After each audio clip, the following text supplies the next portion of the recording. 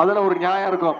அதனால வர்ற தேர்தலில் உங்களுடைய பாசத்தை நம்முடைய திமுக கூட்டணி, மதச்சார்பற்ற முற்போக்கு கூட்டணி, நம்முடைய வெற்றி வேட்பாளர் அண்ணன் மூர்த்தி அவர்கள் மேல உதயசூரியன் சின்னத்துல அதிகமான வாக்கு வித்தியாசத்துல ஜெயிக்க வைக்கணும். செஞ்சு காட்டுறீங்களா? இந்த மதுரை மண்ணு தான் சங்கம் வச்சு தமிழ் வளர்த்த மண். இன்னைக்கு பாசிச பாஜகவால தமிழ் மொழிக்கு ஆபத்து வந்திருக்கு, நம்முடைய தமிழ்நாட்டுக்கு ஆபத்து வந்திருக்கு, தமிழ்நாட்டுடைய உரிமைகளுக்கு ஆபத்து வந்திருக்கு. நம்முடைய உயிருக்கு நிகரான தமிழ் மொழியும் தமிழ்நாட்டையும் பாதுகாக்கிறது எவ்வளவு முக்கியம்னு மதுரை மக்களுக்கு நான் சொல்லி தர வேண்டிய அவசியம் இல்லை. தமிழ்நாட்டை பாதுகாக்கிறது தான் பாதுகாக்கிறதுக்கான தேர்தல் தான் வரப்போகின்ற இந்த சட்டமன்ற தேர்தல். மதுரை மக்கள் நீங்க எப்போதுமே விழிப்புணர்வோடு இருப்பீங்க. எனவே அதனாலதான் மதுரை எப்பவுமே தூங்கா நகரம்னு சொல்லுவாங்க. அரசியல் விழிப்புணர்ச்சியிலையும் இந்த மதுரை தான் என்னைக்குமே தூங்கா நகரம். சங்கிங்க என்னதான் கலவரம் பண்ண, என்னதான் திட்டம் போட்டு பிளான் பண்ணி வந்தாலும் நீங்க அத்தனை பேர் ஒன்னா சேர்ந்து அதையெல்லாம் ஒரு முறையும் நீங்க முறியடிச்சு காட்டுறீங்க. அதுக்கு இந்த மதுரையே சாட்சி. போன சட்டமன்ற தேர்தல் போது இதே மதுரையில இருந்தா எய்ம்ஸ் செங்கலை எடுத்துட்டு போய் தமிழ்நாடு முழுக்க பிரச்சாரம் பண்ண. எப்படி ஒன்றிய பாஜக அரசு தமிழ்நாட்டுக்கு எந்த திட்டத்தையும் கொடுக்கறது இல்ல. எய்ம்ஸ் மருத்துவமனை அடிக்கல் நாட்டு 11 வருஷம் ஆச்சுமா. உங்களுக்கு தெரியும், இப்ப வரைக்கும் திறக்கிறதுக்கான வழி கிடையாது. பார்த்து செதுக்கிட்டு இருக்காங்க. இது மாதிரிதான் தமிழ்நாட்டுக்கு எந்த திட்டத்தையும் ஒன்றிய அரசு கொடுக்கறது இல்ல. அண்ணன் மூர்த்தி அவர்களை பத்தி உங்ககிட்ட நான் அதிகம் சொல்ல விரும்பவில்லை. உங்களுக்கான அறிமுகம் தேவையில்லை. உங்க அத்தனை பேருக்கும் நன்கு அறிமுகமானவர் தான் அண்ணன் மூர்த்தி அவர்கள். நம்முடைய கழக தலைவருடைய நம்பிக்கைக்குரிய ஒரு வெற்றி வீரர், செயல் வீரர். எனக்கு என்ன பெருமைன்னா அண்ணன் மூர்த்தி அண்ணன் அவர்களும் இளைஞர் அணியிலிருந்து, நான் அந்த அணியுடைய செயலாளர், இளைஞர் அணியிலிருந்து படிப்படியாக உழைத்து கழக பணியாற்றி முன்ன வந்தவர்.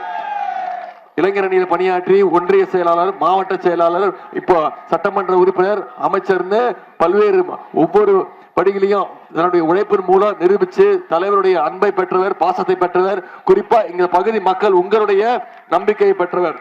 ஆனா நம் மூர்த்தி அவர்களை மீண்டும் உதயசூரியன் சின்னத்துல அதிகமான வாக்கு வித்தியாசத்துல ஜெயிக்க வைங்க. இன்னைக்கு மீண்டும் உங்களை உரிமையா வந்து கேட்கிறோம், உதயசூரியன் சின்னத்துக்கு வாய்ப்பு கொடுங்க. மீண்டும் அண்ணன் மூர்த்தி அண்ணனை வெற்றி பெற வைங்கன்னு எந்த உரிமையில கேட்கிறோம்? பல சாதனைகளை, பல திட்டங்களை இந்த தொகுதிக்கு அண்ணன் மூர்த்தி அவர்கள் செஞ்சு கொடுத்திருக்கிறார்.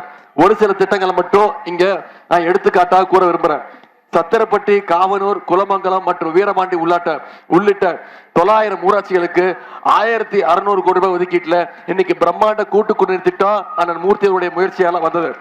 50 கோடி ரூபாய் மதிப்பீட்டுல வண்டியூர் ஏரியை அழகுபடுத்துகின்ற பணிகள் இன்னைக்கு நடைபெறுதுன்னா அதற்கு காரணம் உங்களுடைய அமைச்சர் அண்ணன் மூர்த்தி அவர்கள். மதுரை கொச்சி சாலையில போக்குவரத்து வசதிக்காக இன்னைக்கு 53 கோடி ரூபாய் ஒதுக்கப்பட்டு புதிய மேம்பாலம் கட்டப்பட்டிருக்கு. அதுவும் அண்ணன் மூர்த்தி அண்ணனுடைய முயற்சி. சக்கிமங்கலத்தை 98 கோடி ரூபாய் மதிப்பீட்டுல இன்னைக்கு ஒரு மல்டி ஸ்டோரி இண்டஸ்ட்ரியல் எஸ்டேட் அமைக்கும் பணி வந்திருக்குன்னா உங்களுடைய அமைச்சர் அண்ணன் மூர்த்தி அண்ணன் அவர்கள், அவருடைய உழைப்பு. 117 கோடி ரூபாய் மதிப்பீட்டுல திண்டுக்கல் சாலை வரைக்கும், தெப்பக்குளம் வரைக்கும் வைகை தென்கரை சாலை இன்னைக்கு போடப்பட்டிருக்கு. 84 கோடி ரூபாய் மதிப்பீட்டுல மதுரை கிழக்கு ஒன்றியத்துல 158 கிலோமீட்டர் நீளத்திற்கு இன்னைக்கு கிராம சாலைகள் மேம்படுத்தப்பட்டிருக்கு. மாலைப்பட்டி ஊராட்சியில புதிய நியாய விலை கடை, நீர்த்தேக்க தொட்டி மற்றும் குடிநீர் குழாய் இணைப்புகள் கொடுத்திருக்கிறார். கிழக்கு ஒன்றிய பகுதியில 2 கோடி ரூபாய் மதிப்பீட்டுல ஒரு மெடிக்கல் இன்ஃப்ராஸ்ட்ரக்சர் ஒர்க் நடந்திருக்கு. சத்திரப்பட்டி ஊராட்சியில புதிய மேல்நிலை நீர்த்தேக்க தொட்டி, ஓவர் ஹெட் டேங்க் மற்றும் 161 குடிநீர் குழாய் இணைப்புகள் கொடுத்திருக்கிறோம். திருமோகூர் ஊராட்சியில புதிய கிராம மகளிர் குழு தொழிற்கூடம், வரிச்சியூர் ஊராட்சியில புதிய உணவு தானிய சேமிப்பு கிடங்கு, சர்க்குடி மற்றும் கருப்பாயூரணி ஊராட்சிகள்ல புதிய அங்கன்வாடி மைய கட்டிடங்கள், இவ்வளவு திட்டங்களையும் செஞ்சு கொடுத்துட்டு தான் இன்னைக்கு மீண்டும் அவருக்கு ஒரு வாய்ப்பு கொடுங்க. இந்த மதுரை கிழக்குல அண்ணன் மூர்த்தி அவர்களுக்கு உதயசூரிய சின்னத்துல வாக்களிச்சு மிகப்பெரிய வெற்றியை கொடுங்கன்னு உங்களை எல்லாம் கேட்கறதுக்கு நான் வந்திருக்கிறேன். நம்முடைய தலைவர் அவர்கள் தொடர்ந்து சொல்வது மாதிரி இந்த சட்டமன்ற தேர்தல் டெல்லி அணியா தமிழ்நாடு அணியா? தமிழ்நாடு அணி நாம ஜெயிச்சு காட்டணும், டெல்லி அணிய வீழ்த்தி ஆகணும். பண்ணுவீங்களா? இன்னைக்கு ஒரு முக்கியமான நாள். உங்களுக்கு தெரியும், இன்னைக்கு காலையில் நம்முடைய தலைவர் அவர்கள் நாமக்கல்ல நம்முடைய ஒரு பெரிய எதிர்ப்பு தெரிவிச்சிருக்கிறோம். ஒன்றிய பாஜக அரசு இன்னைக்கு நாடாளுமன்றத்தை கூட்டி டீலிமிட்டேஷன் சொல்றாங்க, தொகுதி மறுவரையறை மசோதாவை இன்னைக்கு நிறைவேற்ற பாக்குறாங்க. தமிழ்நாட்டுக்கு பாதிப்பை ஏற்படுத்துகின்ற வகையில இந்த டீலிமிட்டேஷன் மசோதாவை நாம எதிர்ப்பு தெரிவிக்கிறதா தான் இன்னைக்கு நான் கருப்பு சட்டை அணிஞ்சிட்டு வந்திருக்கிறேன்.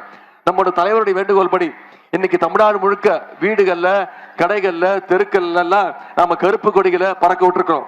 டீலிமிட்டேஷன் மசோதாவை ஒட்டுமொத்த தமிழ்நாடு நாம அனைவரும் சேர்ந்து அதை எதிர்க்க வேண்டும். ஏன்னா மக்கள் தொகையை அடிப்படையா வச்சு ஒவ்வொரு மாநிலத்துடைய எம்பிக்கள் எண்ணிக்கையை நிர்ணயிக்க போறாங்க. அப்படி செய்யும் போது நாடாளுமன்றத்துல தமிழ்நாடுடைய ரெப்ரசன்டேஷன் கம்மியாக்க முயற்சி பண்றாங்க. இப்போ நமக்கு 39 நாடாளுமன்ற உறுப்பினர் இருக்கிறாங்க தமிழ்நாட்டுக்கு. அது அவங்க ஒழுங்கா பிரிச்சு கொடுத்தாங்கன்னா 59 நாடாளுமன்ற உறுப்பினர்கள் தமிழ்நாட்டுக்கு வரணும்.